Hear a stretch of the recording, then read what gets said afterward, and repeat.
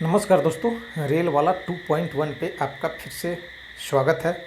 और चलिए इस छोटे से वीडियो के माध्यम से हम मैथ के कुछ प्रश्न को देखते हैं जो एग्ज़ाम में बार बार पूछा जाता है। ये पहला क्वेश्चन मैंने लिया है जो एसएससी में भी 2-3 बार पूछा जा चुका है, एलडीसी में, सीजीएल में भी आया हुआ ये प्रश्न आप देख सकते हैं।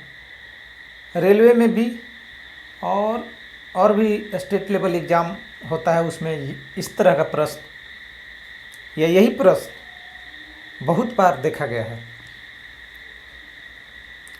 तो इस तरह के प्रश्न को हम आसानी से कैसे सोल्व कर सकते हैं, 5 से 10 सेकंड में किस तरह से सोल्व करेंगे, हम इस वीडियो के माध्यम से जानेंगे।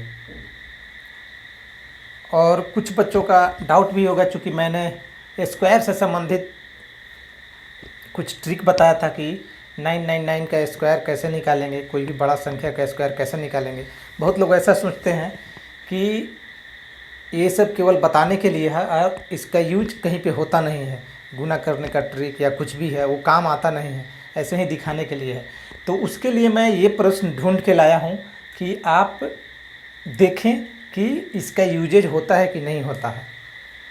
तो जो भी चीज़ें मैं बता रहा हूँ वो कहीं ना कहीं पूछा गया है या उसका यूज है, बहुत ही इम्पोर्टेंट है, तभी हम चीज़ें को बताते हैं। क्योंकि उतनी टाइम नहीं है फालतू के कि फालतू वाला चीज़ बताएंगे। तो जो भी इम्पोर्टेंट या ख़ास लगता है वही मैं वीडियो के माध्यम से आप लोगों को बताता हूँ। तो चलिए इसको देखते हैं, सोल्व करेंगे। आप सोल्व करके देखें कि आपको सोल्व करने में इस तरह के प्रश्न को कितना समय लगेगा। और मैं जो बता रहा हूँ जिस तरीके से, उसमें कितना समय लगता है, उसको मैच करें और कमेंट कर बताएं कि आपको कितना समय लगा और मेरे द्वारा बताया गया मेथड जो है वो आपको कैसा लगा।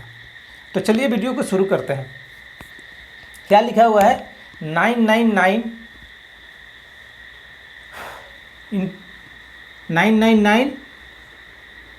ये क्या है फ्रैक्शन में, बाई 9995 बाई 999 इंटू 999।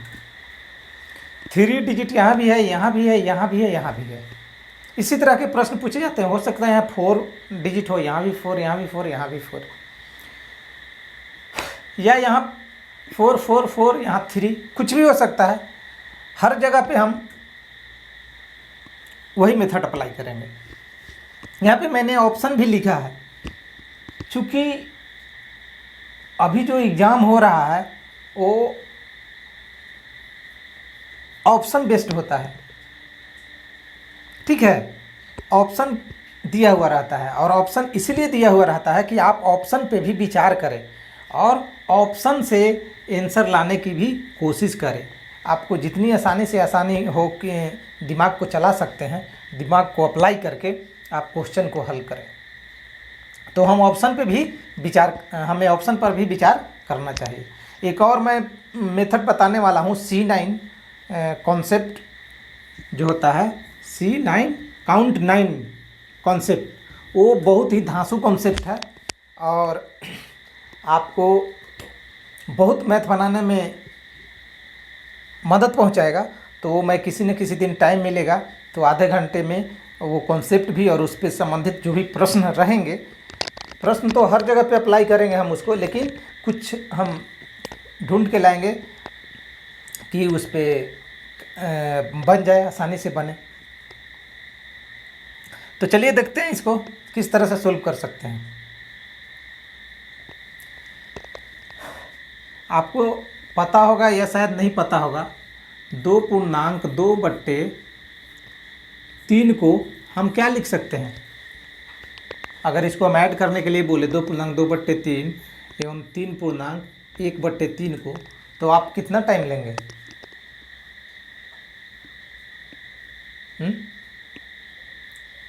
बताएं करके जल्दी से। हम इसको कैसे सोल्व करेंगे, 3 और 2 5 और 2/3 और 1/3 कितना हो जाएगा, 3/3 यानी कि 1, यानी कि मेरा 6 आंसर हो गया। क्लियर, 3 और 2 5, 2/3 और 1/3, 3/3 यानी कि 6 मेरा आंसर हो गया। कैसे लिखे? 2.2/3 को हम लिख सकते हैं 2 + 2/3। क्या लिख सकते हैं?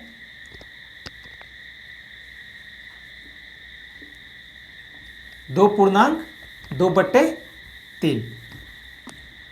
इसको ऐसे लिख सकते हैं 2.2/3 को लिख सकते हैं 2 + 2/3। और क्या लिखे थे? 3.1/3 को हम लिख सकते हैं 3 + 1/3।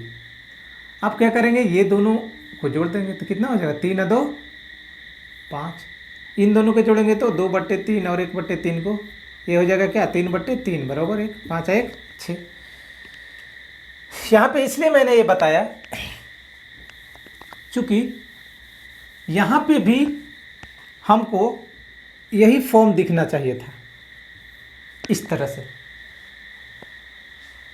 ये दिखना चाहिए, ऐसा लिखना नहीं है, ये दिखना चाहिए कि इसको हम ऐसे भी लिख सकते हैं। और ये लास्ट में है, मल्टीपल के रूप में है, यानी कि ये मल्टीपल इसके साथ भी है और इसके साथ भी है और फिर इसके साथ भी है। तो इसके साथ तो क्या हो जाएगा? ये कैंसिल हो जाएगा। क्लियर? और ये क्या हो जाएगा? मेरा स्क्वायर बच जाएगा 9 का स्क्वायर बच जाएगा और यहाँ पे प्लस क्या बच जाएगा? 995 बच जाएगा। तो मैं पिछले वीडियो में बताया हूँ 999 का स्क्वायर निकालने के लिए। अब आप इसको स्क्वायर करते हुए बैठिएगा, कितना टाइम लगेगा स्क्वायर करने में? टाइम ज़्यादा लगेगा। तो स्क्वायर करने के लिए मैंने बताया था 99 × 99 या 999 × 999 का स्क्वायर करने के लिए क्या कि बोले थे? इसको ये कम कर देना है 998, 3 और 3 6 डिजिट में जाएगा। तो क्या करेंगे? अब इसको हमको 9 में क्या जोड़ेंगे कि कोई फ़र्क नहीं पड़ेगा, 0। इसमें भी क्या जोड़ेंगे? 0। इसमें क्या जोड़ेंगे कि 9 बनाना है हमको, तो 1। तो ये मेरा क्या हो जाएगा? आंसर हो जाएगा। इसी तरह ये क्या हो जाएगा? इसको लिखेंगे 98। अब 9 को क्या इसमें 0 9 बनाना है, इसको भी 9 बनाना है, तो क्या करेंगे? 1। ये मेरा आंसर हो गया। 9 बनाना रहता है। पिछले के वीडियो में डिटेल से बताया है, आप देख सकते हैं जाके। तो मेरा क्या आ गया आंसर? आंसर क्या आ गया? 998,001 प्लस 995। ये कितना हो गया? 6। लास्ट में 6 डिजिट आएगा, मेरा आंसर क्या चला जाएगा? ये चला जाएगा। ये नहीं भी होता तो इस ऑप्शन के अनुसार यदि हम बनाते तो 999 है, 999 से मल्टीप्लाई करना है, तो लास्ट में क्या आएगा? 1 आएगा। क्या आएगा? 1 आएगा। और उसमें 5 को जोड़ेंगे तो कितना आएगा? 6 आएगा। मेरा आंसर क्या चला जाता? ये 6 चला जाता। क्लियर है? और एक मेथड से बना सकते हैं, लेकिन समय कम है, तो चलिए हम दूसरे मैथ को देखते हैं, दूसरा बताते हैं।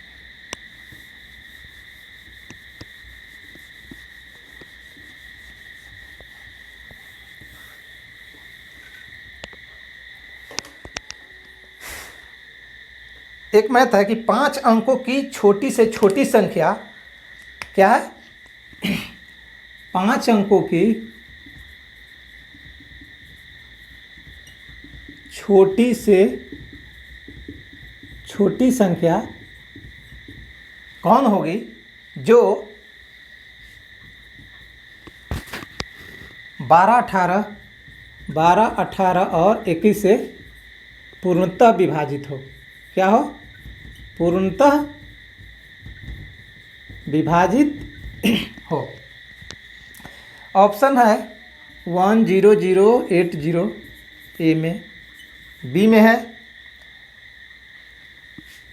30256, उसके बाद है 10224, उसके बाद है 50321, 50321, बी सॉरी सी और ए डी। इस प्रश्न को ध्यान से पढ़ें। 5 अंक की छोटी से छोटी संख्या कौन है जो 12, 18, 21 और 12, 18 और 21 से पूर्णतः विभाजित होना चाहिए। ऑप्शन को देखें तो ये है आपका पहला, दूसरा, तीसरा, चौथा। इस तरह के मैथ को सोल्व करने के लिए आप कितना टाइम लेंगे, आप सोल्व करें, सोल्व करते हैं तो, और सोल्व करके कमेंट करके बताएं कि आपको कितना टाइम लगा है, और हम बताते हैं उस मेथड को देखें। मैंने बताया कि ऑप्शन दिया है तो ऑप्शन को भी थोड़ा सा हम जज करेंगे। यहाँ पे कह रहा है कि 12, 18, 21 से विभाजित हो। 12, 18, 21 से विभाजित हो, इसका मतलब क्या? 12 में भी 3 है, 18 में भी 3 है, 21 में भी 3 है, यानी वो संख्या 3 से विभाजित होना चाहिए। ठीक है, 6 से भी विभाजित होनी चाहिए चूँकि इसमें 6 भी है। 9 से भी विभाजित होनी चाहिए चूँकि क्या है, इसमें 9 भी है। और ये 7 से विभाजित होनी चाहिए क्योंकि इसमें 7 भी है। ठीक है, तो हम सबसे पहले देखते हैं 9 का विभाजकता। तो 9 का विभाजकता क्या होता है कि अंकों का योग 9 हो जाए, जो संख्या दिया हुआ उसका अंकों का योग यदि 9 हो तो वो 9 से विभाजित हो जाएगा। जैसे देखिए 9 दूना 18, 9 तिया 27, 9 चौका 36, 9 पचे 45। इसको जोड़ेंगे तो क्या आएगा? 9। इसको जोड़ेंगे तो क्या आएगा? 9। इसको जोड़ेंगे तो क्या आएगा? 9। इसको जोड़ेंगे तो क्या आएगा? 9। इसका मतलब क्या? 9 का जो मल्टीपल होता है उसका डिजिट सम भी क्या आता है? 9 आता है। क्या आता है? 9 आता है। तो 9 से कटने वाला रहेगा तो उसका डिजिट सम 9 आना चाहिए। देखते हैं इसमें किसका किसका 9 आता है। तो ये क्या हो गया? 6 और 3 9, 5 और 2 7, नहीं होगा। 5 3 8, 8 3 11, 11 को जोड़ेंगे तो फिर आ जाएगा क्या? 2, ये भी नहीं कटेगा। ये क्या हो गया? 4 और 4 8 1 9, ये कट जाएगा। 8 1 9, ये कट जाएगा। ये मेरा 2 ऑप्शन बच गया। 2 ऑप्शन बच गया। तो इसमें कह रहा था कि छोटी से छोटी संख्या कौन होनी चाहिए, तो इन दोनों में छोटा कौन है? ये मेरा आंसर ये चला जाता। या तो यहीं से आगे बढ़ सकते थे, नहीं तो फिर देखते हैं क्या करते। अब ये दोनों 9 से विभाजित हो रहा है तो भाई आंसर परफेक्ट क्या होगा? तो यहाँ पे हम बताए थे कि 7 से भी डिविजिबल होना चाहिए। तो 7 का डिविजिबिलिटी रूल जो है वो क्या है वो आपको जानना चाहिए। नहीं जानते हैं तो हम बताते हैं। 7 के डिविजिबिलिटी के लिए क्या करते हैं हम? इधर से 3 डिजिट को रखते हैं। इधर से क्या करते हैं हम? 3 डिजिट को रख लेते हैं और बाकी के जो इधर का डिजिट बचता है उसको क्या कर लेते हैं? सब्ट्रैक्ट कर लेते हैं, घटा लेते हैं। क्या करते हैं? घटाते हैं। तो इधर से 3 डिजिट रखेंगे तो क्या होगा? 0 80। इधर वाले डिजिट को घटा लेंगे 10 को, कितना आ जाएगा? 70। 7 से डिविजिबल है इसलिए मेरा आंसर ये हो गया। इसको भी चेक करते हैं तो क्या हो जाएगा? 2 2 4 माइनस क्या करेंगे? 10 करेंगे तो ये क्या आ जाएगा? 214। और 214 7 से डिविजिबल है कि नहीं, कैसे चेक करेंगे? तो इसको लिख सकते हैं 200 प्लस 14 भाग 7 से देना है। तो 7 दूना 14, ये तो कट जाएगा 2 बार में, लेकिन ये क्या बच जाएगा? 200/7 जो डिविजिबल नहीं है। इसका मतलब क्या? ये डिविजिबल नहीं है। तो इस तरह से हम 7 की डिविजिबिलिटी भी चेक कर सकते हैं और इसको आसानी से सोल्व कर सकते हैं। तो इस तरह के प्रश्न में हम वही देखते हैं, आपका ज़्यादातर प्रश्न 99% बन जाएगा। किसी एक ऑप्शन को चेक कीजिएगा कि 18 जनरली में रहता ही है, 9 से आप डायरेक्ट चेक कीजिए और फटक से आंसर तक के जाइए। और भी हम प्रश्न लेके आएंगे, आपको बताएंगे कि किस तरह से इसको सोल्व हम करते हैं।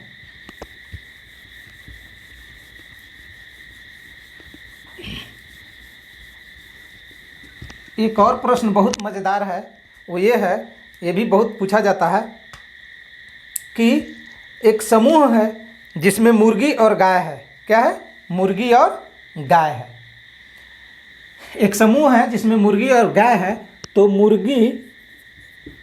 मुर्गी और गाय के पैर की संख्या कितनी दिया है? 140 है।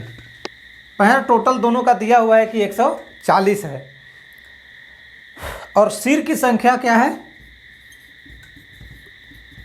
सिर की संख्या दिया हुआ है क्या? 48 दिया हुआ है। क्या दिया हुआ है? 48 दिया हुआ है। तो बोल रहा है कि मुर्गी की संख्या बताने के लिए, क्या बोल रहा है? मुर्गी की संख्या बताने के लिए। मुर्गी की संख्या पूछ रहा है और मुर्गी के पैर कितना होता है? 2 होता है। क्या होता है? 2 होता है। तो मुर्गी की पैर 2 होता है, तो हम इसमें क्या करेंगे? 2 से भाग कर देंगे। टोटल पैर में क्या करेंगे? 2 से हम भाग कर देंगे। ये निकलेगा क्या? गाय की संख्या। क्या? गाय की संख्या। टोटल संख्या में क्या करेंगे हम? मुर्गी के पैर से भाग कर दिए 2 से, तो ये कितना आ गया? 70। क्या आ गया? 70 आ गया। ये टोटल क्या आ गया? 70। ये टोटल सिर की संख्या आ गया। 2 से डिवाइड कर दिए तो ये टोटल सिर की संख्या आ गया। अब टोटल सिर की संख्या आ गया, तो गाय की संख्या निकालने के लिए क्या करेंगे हम? इसमें से इसके सिर को संख्या को सबट्रैक्ट कर देंगे। कितना कर देंगे? इसको सबट्रैक्ट कर देंगे, सिर की संख्या को। तो ये कितना हो गया? 2 और 6, 2। ये 22 क्या हो गया? गाय की सिर की संख्या हो गया। कितना हो गया? गाय की सिर की संख्या कितनी हो गई? 22। और मुर्गी के सिर की संख्या कितना हो जाएगा? दोनों का कितना है? 48। तो 48 माइनस 22, ये कितना हो जाएगा? 6, 2, 36। ठीक है। तो इस तरह से हम बनाते हैं। जितना पैरों का योग दिया हुआ उसमें 2 से डिवाइड कर देंगे। 2 से डिवाइड करके सिर की संख्या हम घटाएंगे तो क्या आ जाएगा? 4 पैरों